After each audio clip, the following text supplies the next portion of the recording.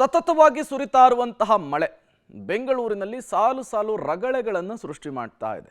ಜನ ಅಂತೂ ಸಾಕಾಗಿ ಹೋಗಿಬಿಟ್ಟಿದ್ದಾರೆ. ಹಾಗಾದ್ರೆ ಬೆಂಗಳೂರಿನ ಈ ಪರಿಸ್ಥಿತಿಗೆ ಕಾರಣ ಯಾರು? ನಮ್ಮ ರಾಜಕಾರಣಿಗಳು ಮತ್ತು ಅಧಿಕಾರಿಗಳು. ಸಿಲಿಕಾನ್ ಸಿಟಿಯಲ್ಲಿ ವರುಣಾರ್ಭಟ ಮುಂದುವರೆದಿದೆ. ಪೂರ್ವ ಮುಂಗಾರಿಗೆ ಬೆಂಗಳೂರು ತತ್ತರಿಸ್ತಾ ಇದೆ. ಬೆಳಗ್ಗೆಯಿಂದಲೇ ಬಿಟ್ಟು ಬಿಡದೆ ಸುರಿತಾ ಇದೆ ಮಳೆ. HSR ಲೇಔಟು, ಇಂದಿರಾನಗರ, JP ನಗರದಲ್ಲಿ ಮಳೆಯ ಅಬ್ಬರ ಮುಂದುವರೆದಿದೆ. ಯಶವಂತಪುರ, KR ಮಾರ್ಕೆಟು, ರಾಜಾಜಿನಗರ ಎಲ್ಲ ಕಡೆಗಳಲ್ಲೂ ಕೂಡ ಮಳೆ ಆಗ್ತಿದೆ. ಆನಂದರಾವ್ ಸರ್ಕಲ್ಲು, BTM ಲೇಔಟು ಎಲ್ಲ ಕಡೆಗಳಲ್ಲೂ ಕೂಡ ವರುಣನ ಅಬ್ಬರ ಜೋರಾಗಿದೆ. RR ನಗರ, ಕೋರಮಂಗಲ ಸೇರಿದಂತೆ ಹಲವೆಡೆ ಮಳೆ ಆಗ್ತಾ ಇದೆ. ಜಿಟಿ ಮಳೆಗೆ ಬೆಂಗಳೂರಿನ ಜನರು ಬೇಸತ್ತಿದ್ದಾರೆ. ಸಾಕಾಗಿ ಹೋಗ್ತಾ ಇದ್ದಾರೆ, ಕೈ ಮುಗಿತಾ ಇದ್ದಾರೆ. ಬೆಂಗಳೂರಿಗೆ ಇವತ್ತು ಕೂಡ ಯೆಲ್ಲೋ ಅಲರ್ಟ್ ಅನ್ನು ಘೋಷಣೆ ಮಾಡಲಾಗಿದೆ.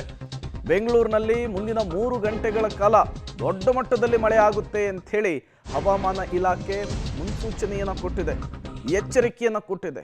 ಹಾಗಾಗಿ ಬೆಂಗಳೂರಿನ ಜನರು ಸ್ವಲ್ಪ ಎಚ್ಚರಿಕೆಯನ್ನು ಕೂಡ ವಹಿಸಬೇಕಾಗುತ್ತೆ. ಬೆಳ್ಳಂಬೆಳಗ್ಗೆನೆ ಬೆಂಗಳೂರಿನಲ್ಲಿ ಊಟಿ ಫೀಲ್ ಆಗ್ತಾ ಇದೆ.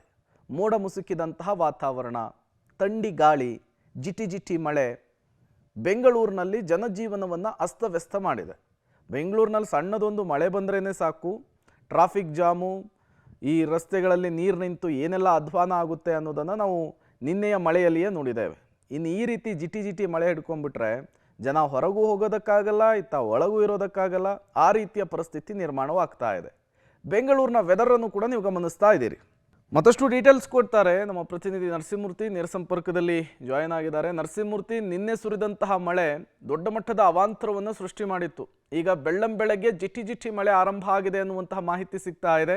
ನೀವಿರುವಂತಹ ಜಾಗದಲ್ಲಿ ಮಳೆ ಏನೆಲ್ಲ ಅವಾಂತರವನ್ನು ಸೃಷ್ಟಿ ಮಾಡಿದೆ, ಜೊತೆಗೆ ಜನಜೀವನ ಹೇಗೆ ಅಸ್ತವ್ಯಸ್ತವಾಗಿದೆ ಅಂತ ಹೇಳಿ ಎಕ್ಸ್ಪ್ಲೇನ್ ಮಾಡಬಹುದಾ ಅಂತ?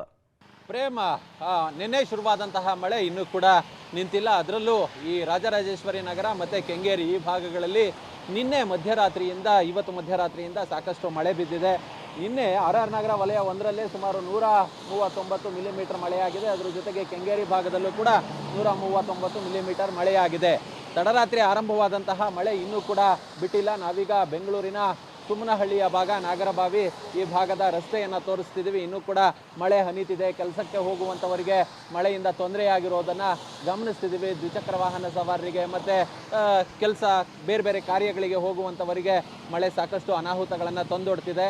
ಮತ್ತು ಈ ಭಾಗಗಳಲ್ಲಿ ಅಷ್ಟಾಗಿ ಅನಾಹುತಗಳೇನು ಕಂಡು ಬಂದಿಲ್ಲ ಅನ್ನೋ ಮಾಹಿತಿಗಳು BBMPಯಿಂದ ಕೇಳಿಬರ್ತಿದೆ. BBMP ಕಂಟ್ರೋಲ್ ರೂಮ್ನಿಂದ ಮಾಹಿತಿಗಳು ಬರ್ತಿದೆ. ಕಾರಣ ಏನಂತ ಹೇಳಿದ್ರೆ RR ನಗರ ಮತ್ತು ಈ ಕೆಂಗೇರಿ ಭಾಗದಲ್ಲಿ ಒಂದಷ್ಟು ಈ ರಾಜಕಾಲುವೆಗಳಲ್ಲಿ ಸರಾಗವಾಗಿ ನೀರು ಹರಿತಿದೆ. ಹೀಗಾಗಿ 140 ಮಿಲಿಮೀಟರ್ವರೆಗೂ ಕೂಡ ಮಳೆ ಬಿದ್ದರೂ ಕೂಡ ಯಾವುದೇ ಅಷ್ಟಾಗಿ ಎಲ್ಲೂ ದೊಡ್ಡ ಮಟ್ಟದ ನೀರು ನಿಲ್ಲುವಂತಹದ್ದು ಅಥವಾ ಮನೆಗಳಿಗೆ ನೀರು ನುಗ್ಗುವಂತಹದ್ದು ಆಗಿಲ್ಲ.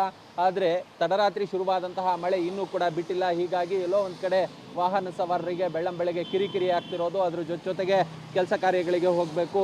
ಹೀಗಾಗಿ ರಸ್ತೆಯಲ್ಲಿ ಅವರು ಈ ಮಳೆಯಲ್ಲೇ ನಿಂತುಕೊಂಡು ಅವ್ರ ಕೆಲಸ ಕಾರ್ಯಗಳಿಗೆ ಹೋಗುವಂತಹದ್ದು ಕೂಡ ಕಂಡು ಬರ್ತಿದೆ. Prem, okay, thank you Narasimhamurthy ತಮ್ಮೆಲ್ಲ ಮಾಹಿತಿಗಾಗಿ.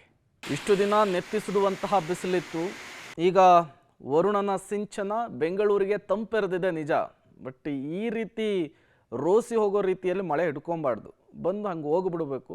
ಬಟ್ 2 ರಿಂದ 3 ದಿನಗಳ ಕಾಲ ಮಳೆ ಕಾಟ ಹಿಂಗೆ ಇರುತ್ತೆ ಬೆಂಗಳೂರಿಗೆ ಅಂಥೇಳಿ ಹವಾಮಾನ ಇಲಾಖೆ ಮುನ್ಸೂಚನೆಯನ್ನು ಕೊಟ್ಟಿರುವಂಥದ್ದು. ಹಾಗಾಗಿ ಬೆಂಗಳೂರಿನ ವೆದರು, ವಾತಾವರಣ ಈಗ ಥಂಡ ಕೂಲ್ ಅನ್ನುವ ರೀತಿಯಲ್ಲಿದೆ. ಈ ಊಟಿ ಬೇರೆ ಭಾಗದಲ್ಲಿತ್ತಲ್ಲ, ಆ ರೀತಿಯ ವೆದರ್ ಕ್ರಿಯೇಟ್ ಆಗಿದೆ.